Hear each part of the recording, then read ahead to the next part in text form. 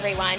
Today's review is going to be of the Nendoroid Lightning Flash Asuna, everyone's favorite badass girl with a sword. Side note, I know you would all like to argue her badassery when it comes to the second half of the anime, but this Nendoroid does not depict her Titania version, so we're just gonna roll with it. I've noticed that Sword Art Online tends to be one of those animes that you either love or hate. I personally loved it, because it combined romance and action fantasy, which are like my two favorite genres and things in the world, so I enjoyed it quite a bit. I'm quite late picking up the Asuna Nendoroid, and I do not have Kirito yet, but I knew when I got her I really wanted to do my own little review on her. Her box is the standard pre-300 Nendoroid box, and the back has your usual photographs of different poses you can put the figure in. She of course comes with your standard Nendoroid base and arm piece, except for she does come with this tinier arm piece that is to hold her SAO home screen accessory.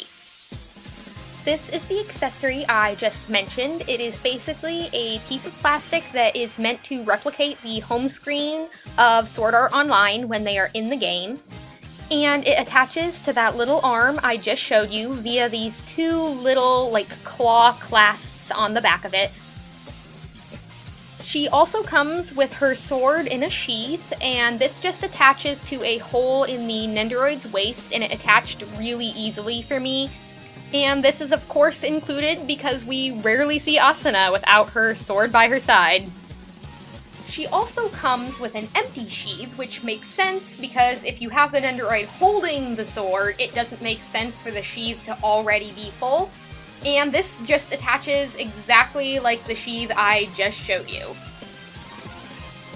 Of course, it makes sense that Asuna would come with a sword or two, and first of all, she comes with this silver rapier, which I believe is called Lambent Light in the anime. I could be wrong. There's a lot of weapon names in this show. She also comes with this green, clear plastic sword, which I did have to wiki the name of this, but it appears to be called Wind Fleuret. I don't know. I did not keep track of these names. Now we have some actual body posing pieces, and this bent leg piece is the only leg piece she comes with. She also comes with 5 different arm pieces, 4 bent and 1 straight, and 3 of them incorporate fisted hands with holes in the middle, and almost all of these arm pieces are meant to be used with her swords. One of the arm pieces does not come with a hand, the one in the middle that you see there. And one of them comes with a pointing finger for her home screen. Asuna comes with 2 faceplates besides her standard one, and the first one is this super happy, smiling, closed eyes face that really shows her adorable personality, because let's face it, Asuna may be badass, but she is adorable too.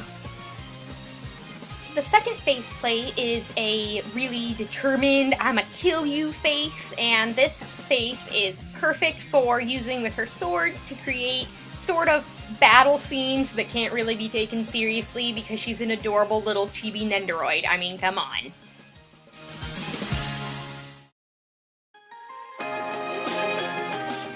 Asuna herself is so adorable. I mean, what Nendoroid isn't really, but she is just chock full of tiny details, which is what I tend to look for in my Nendoroids.